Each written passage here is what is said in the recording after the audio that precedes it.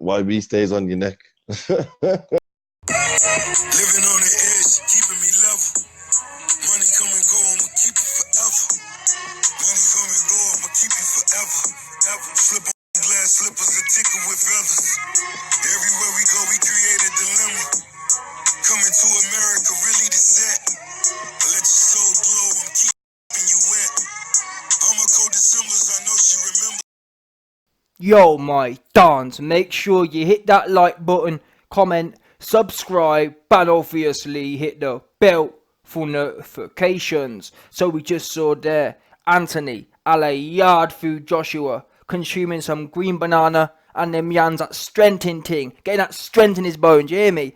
And it's funny, I watched the Usain Bolt documentary years ago now, probably 7-8 years ago. I tried to find it but I couldn't, and he talks about where he thinks he gets his strength from, and he mentions hard food, you know, like what AJ's eating here, and he says it gets into your bones and it gives you, it supples your muscles, it's proper protein, proper DNA in that. Do you know what I'm trying to say?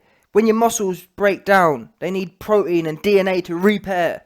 All this McDonald's and that thing, you can tell, listen, when you eat McDonald's, you'll notice, good food, when you eat good food, when you eat yard food, yeah, the best way to tell a good meal is on the other end of it. And what I mean by the other end of it is excrement, yeah?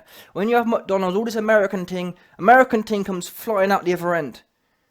When you've had yard food for a good few weeks, you'll notice it's more supple, it's more wholesome. You get that wholesome excrement. That's the bottom line, no doubt at all. That wholesome, and that's what goes on. Not to be graphic, but what goes on the outside in the toilet is what's gone on in the inside. So when you sit on the toilet and you've been eating all this consumer rubbish, and you sit there, your belly's aching, and it comes flying out. That madness that ends up in the toilet pan is the madness of what's going to be going on in your body. How can you be building strength and power when it's all that sloppiness coming out? Nah, no good, man. Yard food only. I'm telling you now. The other thing, as Usain Bolt was saying, listen, don't listen to me. Listen to Usain Bolt. He talks about it does something. It not does something, but it's not makes your muscles more dense. Bottom line is, AJ on the yard food. When Ruiz tries to touch him to the body, yeah, he won't do a damn thing. Ruiz will break his hand. Simple.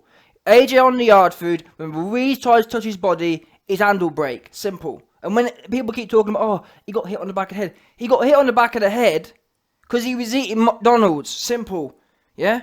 He got hit on the back of the head. The McDonald's went through. If he had yard food in him, there'd be none of this back of the head business. It'd march straight through it. In fact, that's what I reckon it was. I reckon AJ's been listening too much to these sports science dons who tell you, oh yeah, take this powder, take that powder.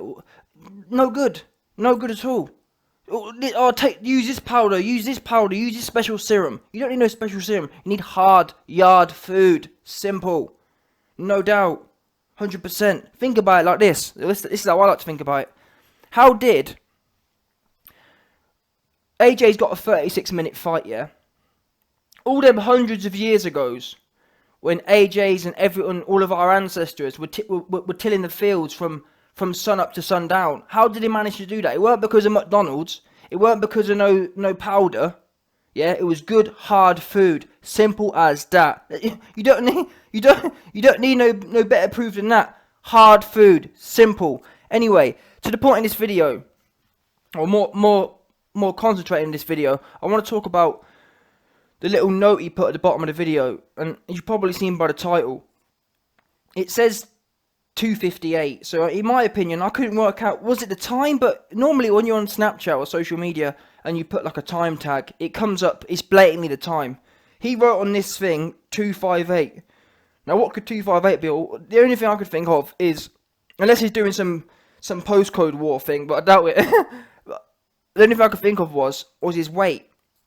And bearing in mind he's posting his food on there, it makes me think that, you know what, I reckon he's tagging his weight. I reckon he's heard the YB and everyone else, and he's telling us, he's giving us an update on what his weight is. I might be wrong, but if it is his weight, 2:58, how long have we got now? We got August, September, October, November, 4 months. That's not bad, 2:58. Bearing in mind, he stepped in the ring with the cam at 255, 254 I think it was. And that was in the ring. We're 4 months out, 258, that's a good start. However, in reality, in my opinion, my man at this point, assuming he is 258, and actually I did see a video of him working out, he does look a little puffy. He doesn't look as lean as he has done. He looks 258 as well. He's got 20 pounds to go. So we've got about 20 weeks left. He needs to be losing a pound a week, 238. And the bottom line is, 238 is actually on the higher end of things in reality, because he came in 240 versus Joseph Parker. 238, funnily enough, 238 is exactly what I said after the last fight where he weighed in against Ruiz at what? What was he against Ruiz? 248? Yes, it was 248. So 238 is what he needs to come in for this fight, in my opinion, because all this business of you're strong at 248 and 238 are exactly the same. You don't, that muscle, and I don't believe AJ is gaining more power. The whole reason you put more weight on, you've got to think about this logically. All these sports science dons and all of AJ's team, he's got dietitians and nutritionists and football trainers and tennis trainers. You got all these dons in your camp, but they can't work out what weight you need to come in. Listen, don't worry about that. The YB will tell you for free what weight you need to be. Yeah, I'm telling you now. You've got to think about things logically. If you're going to come in heavier, that's got to be adding value. As an example, it's no good coming in 248 and trying to run backwards for the first 4 rounds, is there? What's the point in that? What's the point? If you're going to come in heavy, you might as well, if you're going to come in heavy, that means your feet need to be stable and flat and stiff. Why are you trying to run backwards? It's the worst combination, and that's what I can't understand it. He comes in averagely heavy, but wants to run backwards. I wouldn't have minded if he'd come in on against Ruiz, yeah, and was like 235, record low. I'd understand why he was running backwards, but you can't be coming in 250 and think you're going to have loads of gas to run backwards. Them big thick ass legs and that big thick chest wasn't designed to go backwards, unfortunately. You're not tight. Look at Tyson Fury. I'll take the piss out of him. He's got chicken legs, chicken arms, chicken chest, little soft body. He's made for running backwards. Simple as that. He's an aerobic beast, running backwards, no power. AJ in this camp needs to lose weight, because I think, from what I observe in AJ, the YB's got Clark Kent sight. I can analyse body types and tell you what's adding and what's not adding. Meaning, from 238 to 248, there is no power added. AJ, I'll guarantee you, AJ will punch just as hard at 238, if not harder. Actually, I think AJ will be harder, because at 248, I think he's just a bit too. I think he's a bit too slow at that. He's too ponderous, and he's too. You'll see him. Look at the Ruiz fight. When he puts Ruiz down, he then goes back into the squabble, and you see him. You can see his body tensing up. His form's not. He's not like letting it flow. I remember McGregor, before McGregor turned to McTapper. McGregor would say some proper resonating things about fighting. He'd talk about how. And to be fair, McGregor isn't the first person to say this, but in general, he talks about how power. A lot of people think power is They think it's like you know what I mean. I get it myself. The little bit of boxing I've done, you can get carried away with just trying to lug your weight around. When in reality, it's more about hitting the right spot is more important than just loading up. When you load up, you tend to not look at your target. You tend to your accuracy goes down. The more power you put in, your accuracy goes down. And that's another thing you'll notice. AJ missed Ruiz a few times because he's too busy on trying to load up. And that for me comes down to the weight. He's he needs to be going there light-footed. Meaning, when I say light-footed, by the way, I don't mean running backwards. I mean, watch the Klitschko fight. Whenever Klitschko would step forward, AJ would take a half step back and then counter. Beautiful stuff. I've talked about it before. Very. Every time Klitschko stepped forward, he'd take a half step back. That's what needs to be happening. He needs to be reacting. In this Ruiz fight, he wasn't reacting to what Ruiz was doing. Meaning, and I've exposed you to myself before. Watch the Ruiz fight. AJ was maintaining about 4 feet the whole time. He was fighting apprehensive.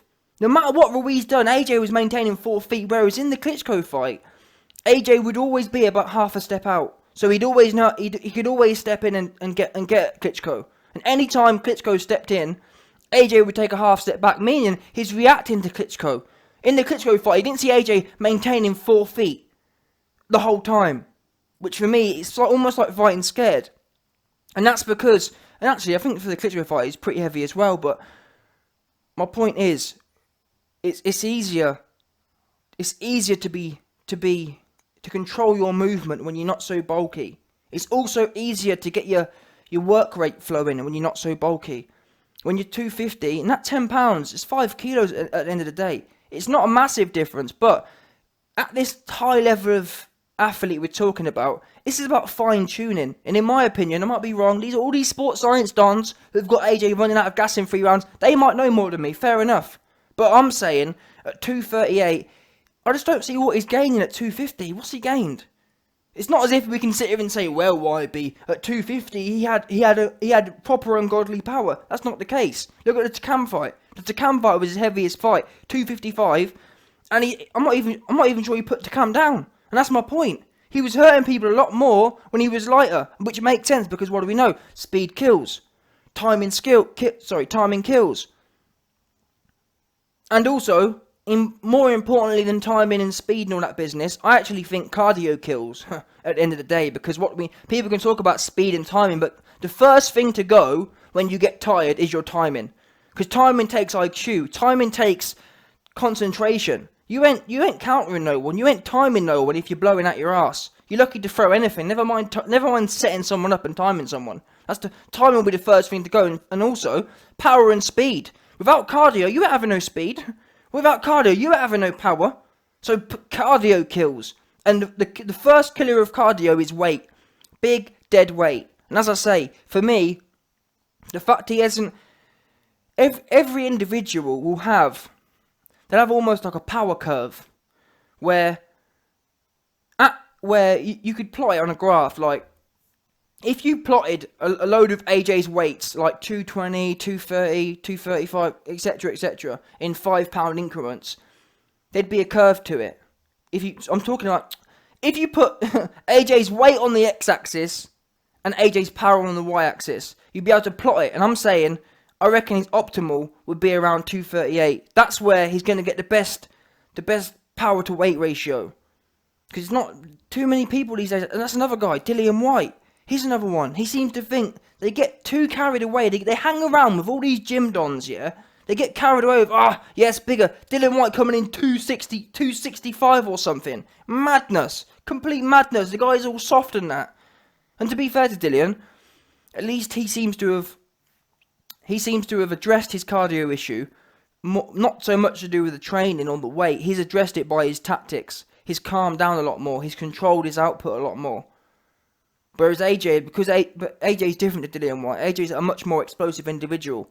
He's much more fast twitch. So AJ's going to be have a much higher predisposement towards gassing out, which means they need to fine tune these issues. But the fact that I think we've seen there, AJ's put up his weight. Hopefully, they're thinking about it. All I'm saying is, please to God, don't go in. You went in the ring against Ruiz at 248.